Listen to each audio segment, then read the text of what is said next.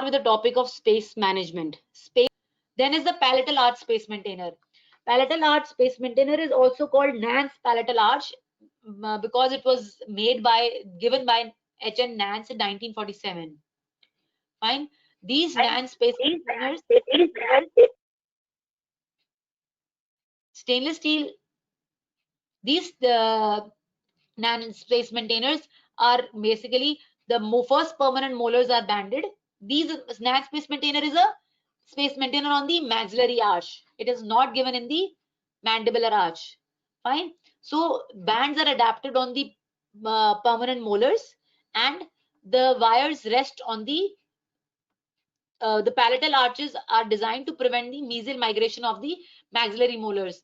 They differ from the mandibular lingual, which does not prevent the mesial migration, but also the lingual collapse of the tipping of the incisor teeth. So in these cases, the difference between the maxillary and the mandibular is they differ from the mandibular because they do not prevent the lingual collapse. The Nance arch is simply a lingual maxillary arch, and it does not contact the anterior teeth but approximates the palate. The palatal portion approximates an acrylic button. There is a wire which is running through the palate, and there is a palatal button that contacts on the palatal tissue, which provides resistance to the entire movement of the posterior teeth. So basically, there is a very good anchorage because it is taking the anchorage from the palate. So this is the design of the Nance palatal arch. It is generally indicated maintaining the maxillary first permanent molar positioning when the bilateral premature loss of primary teeth is there, with no loss of the space in the arch and a favored mixed dentition analysis. See, when do we give a Nance palatal arch? We give Nance palatal arch when there is bilateral premature loss of primary teeth, and there is no loss of the space in the arch, and there is a favored mixed dentition analysis. So in those cases, we give a Nance palatal arch. If space maintenance is combined with habits like tongue thrusting, etc., it is used to break the habits by incorporating spurs on the acrylic button, and it reinforces the anchorage. I am going to show you a picture of this, that when you are the button which is there, if there are any oral habits which are existing in the child, we give spurs or on the acrylic button, which can act as a appliance for reminder appliance for the patient as well. How do we construct it?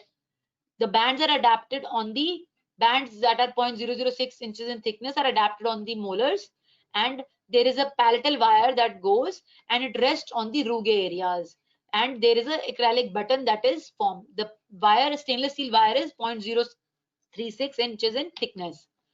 This is the example that I'm talking about. This is a modification of our Nance palatal arch, where the button is by incorporating the teeth. This is the picture that we are seeing, is that we are incorporated spikes and the acrylic button, so it acts as a reminder appliance. Then if you are incorporating the teeth in the missing anterior segment, that is your Gropper's appliance. I have a picture of this in the further slides. What you do is this is the button that is there, and you replace the anterior teeth. So that Gropper's appliance basically is aesthetic appliance for replacement of anterior teeth.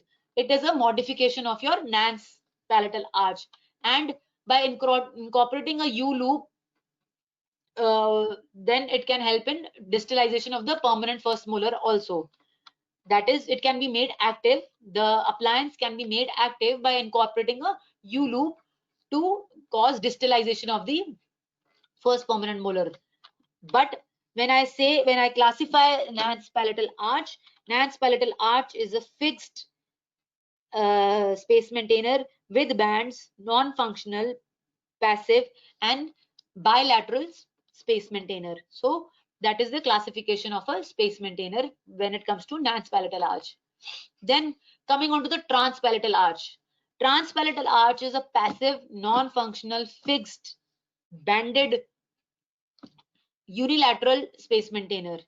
It consists of a heavy gauge wire that is 0.36 or 0.9 mm, and there is a loop, omega loop, that is incorporated midway between the across the span. This omega loop is given.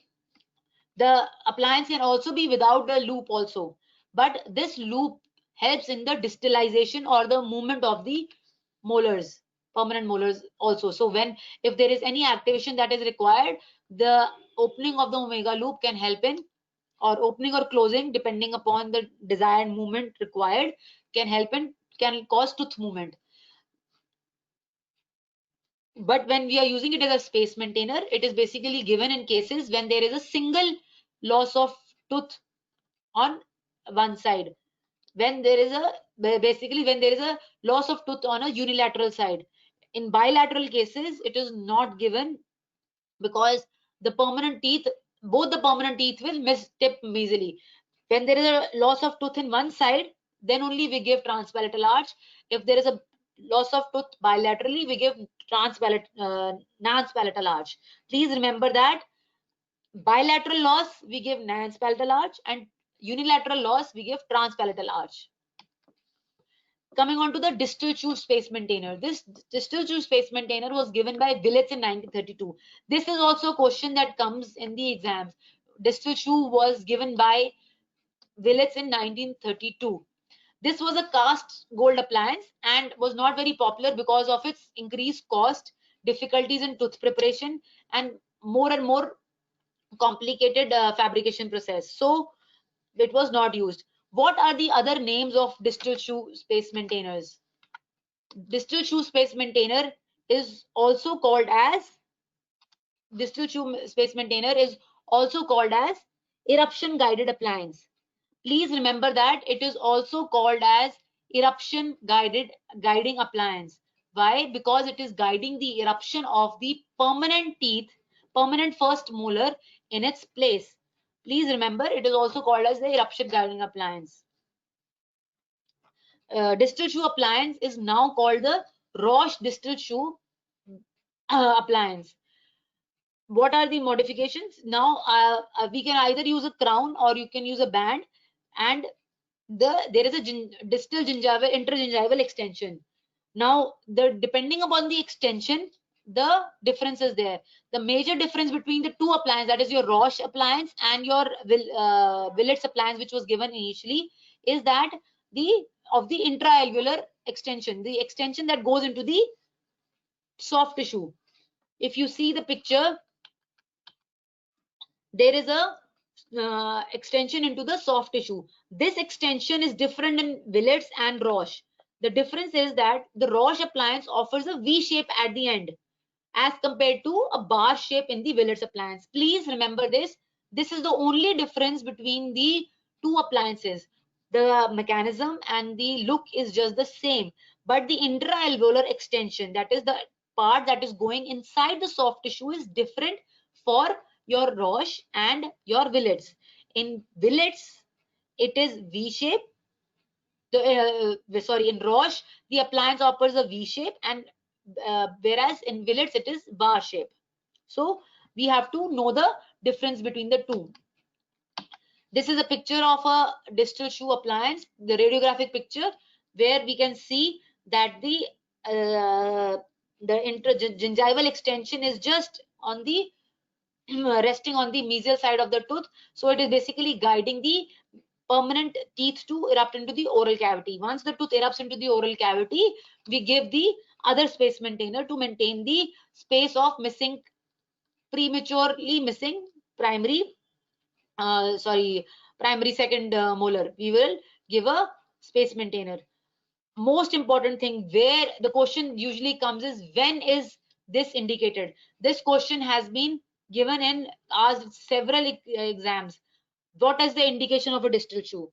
Distal chew are indicated when there is an early loss or removal of second primary molar before the eruption of the first permanent molar. Early loss or removal of the second primary molar before the eruption of the first permanent molar. So we need to remember that.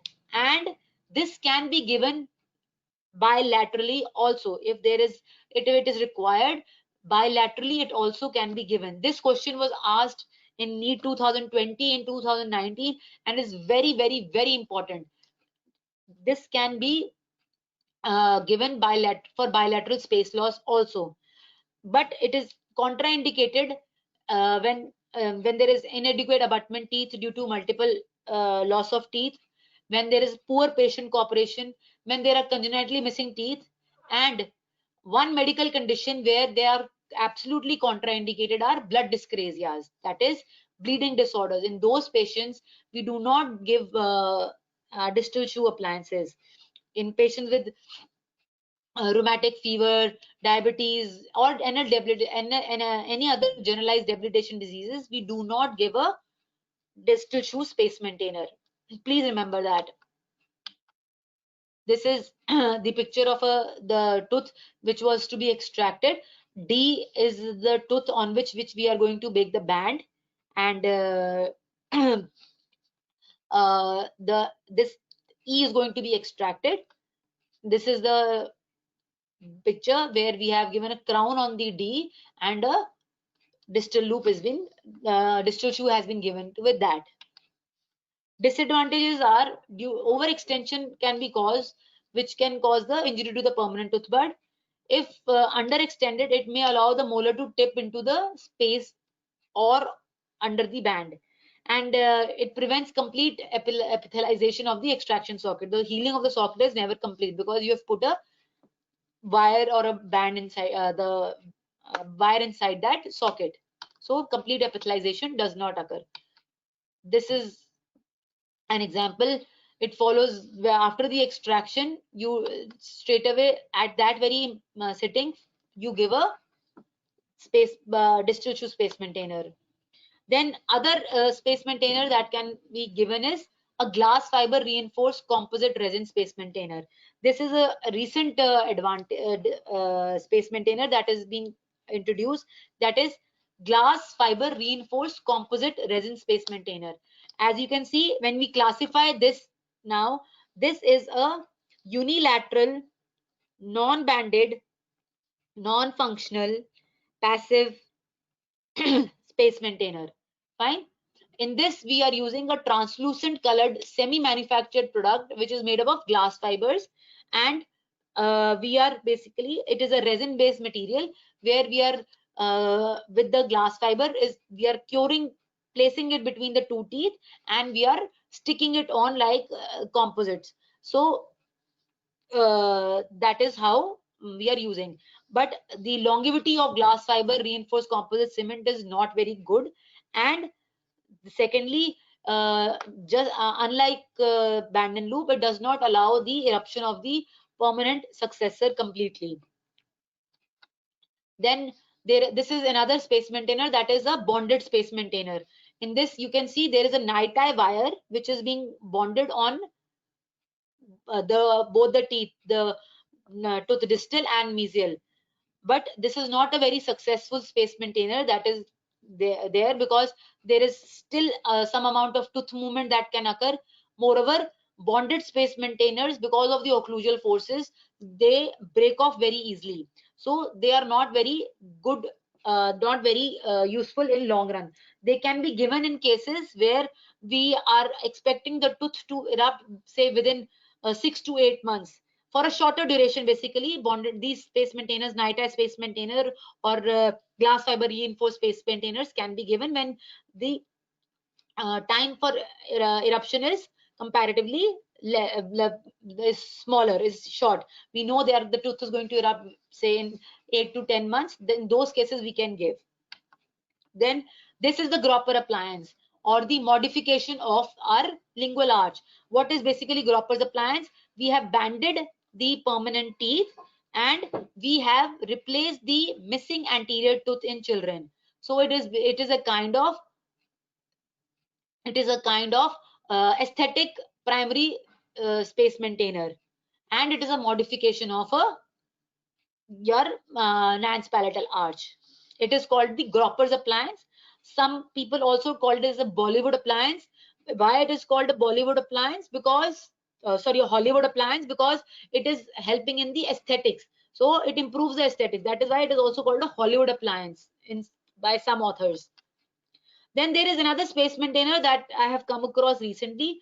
This is called the Nikhil space maintainer. This is also a space maintainer where they have incorporated a loop and placed two bands on the adjacent to the extraction space, and put it in the this thing buckle tubes. But this is not a very good space maintainer because it can cause tooth movement. So that is why it is not a very good space maintainer. But I just want you to have a look at it, so that if anything like this comes in the exam, you should know what this is. Then these were the fixed space maintainer. There are removable space maintainers. In removable space maintainers, you can have functional space maintainer or a non-functional space maintainer.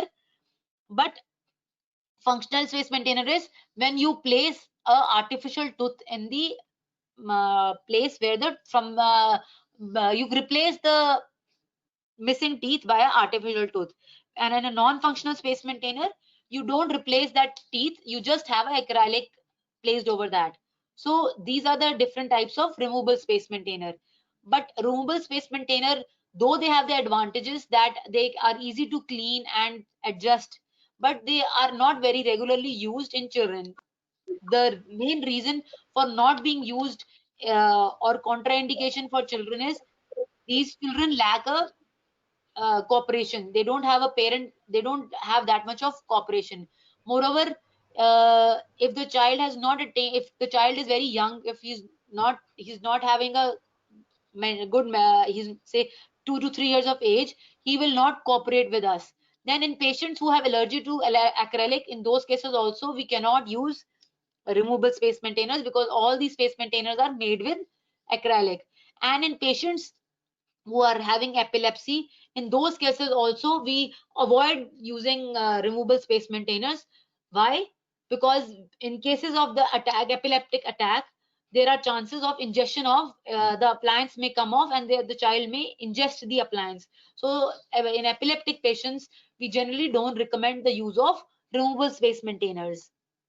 Now, one part of space management was the space maintenance. Now, the other part is the space regainer. Now, what is space regainers? What are space regainers? As the name suggests, that is, these are appliances which help to regain the space, regain the lost space. If the patient comes to you after a long period of time following extraction, then there are very high chances that there is a loss of space.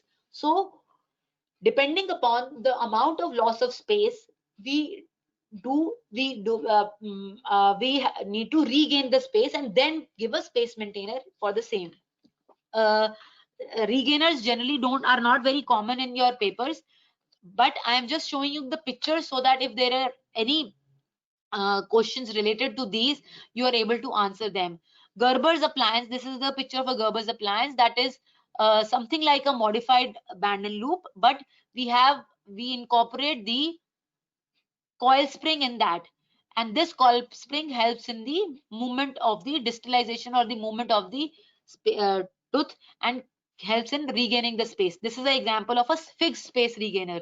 Then you just need to know the name of this, that is a split saddle space regainer. This is a removable space regainer. There can be questions about with split saddle space regainer, what type of a space regainer it is. It is a removable space regainer. Then coming on to slit short space regainer, this is also a removable space maintainer. With this, we have finished with the topic of space maintenance.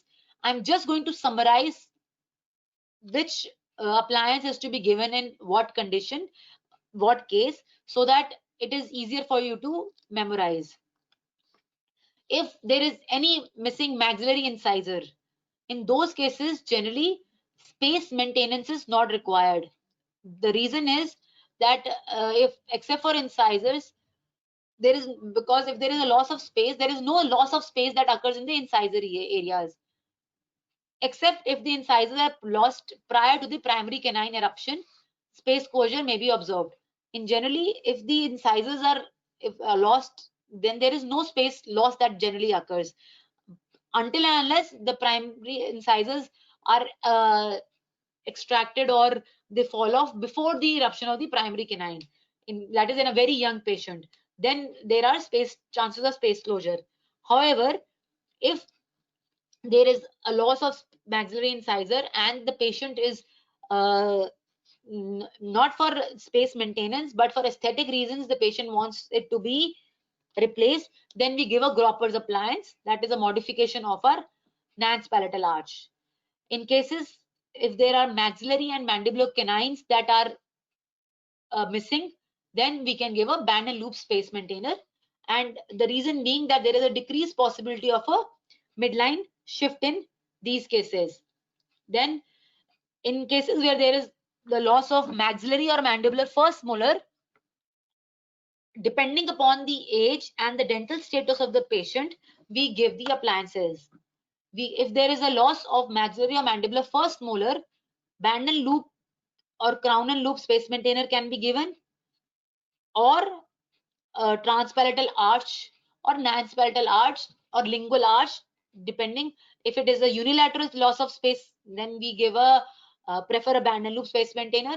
But if it is a bilateral loss of uh, first molar, we prefer a lingual arch. And in the same way, in the maxillary arch also, we prefer a Nance palatal arch if there is a multiple loss of uh, the bilateral loss of first primary molar. Now these appliances prevent the loss of the arch dimension. That is why we should give them. When it comes to maxillary or mandibular second molars, if it exfoliates or if it is extracted before the eruption of the first permanent molar, then we give a distal chew appliance, because distal chew appliance guides the movement of the first permanent molar into the proper position. That is why it is called a eruption guiding appliance. Or if the maxillary mandibular second molar is extracted after the eruption of the first permanent molar, then we give the band and loop space maintainer if it is unilateral, or we give a lingual arch space maintainer if it is bilateral. If the mandibular incisor is missing, then generally no space maintenance is required, as there is generally there is no loss of space that occurs because of missing mandibular incisors until and unless it is lost before the primary canine eruption, or if there is any pre-existing incisor crowding. In those cases, we don't give there is no need for a space maintenance. If there are a loss of multiple teeth, say more than one tooth, say maxillary lateral incisor and maxillary canine, both are missing, then what is the suggested treatment? Then we extract the antemere, that is the teeth in the next arch. Then prior to the eruption of the permanent lateral incisors, we give a removable space maintainer, and after the eruption of the permanent lateral incisor, we extract the antemeres. So why this is done? Because that decreases the chances of the midline shift. It guides the permanent lateral incisors into proper position, and it decreases the possibility of a midline shift. If only maxillary first molar is missing, then I've already told you, we give a Nance palatal arch, band and loop, or space maintainers. If if maxillary second molars, mandibular lateral incisor, and mandibular canines are missing, then we give a Nance palatal arch, extract the antemere prior to the eruption of the permanent lateral incisors, and give a removable appliance. After the eruption of the first permanent lateral incisors, we give a lingual arch. If the mandibular first molar is extracted before the eruption of the permanent lateral incisors, then band and loop or crown and loop is given. And after the eruption of the permanent lateral incisors, lingual arch space maintainer is preferred.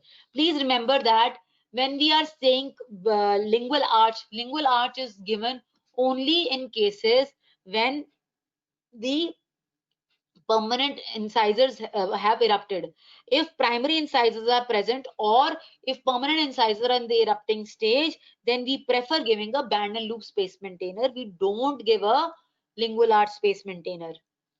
And in cases of mandibular second molar, if it is lost prior to the rupture of the permanent lateral incisors, we give a band and loop. But if it is after, we give a lingual arch. With this, I end with the presentation. You can ask your questions now.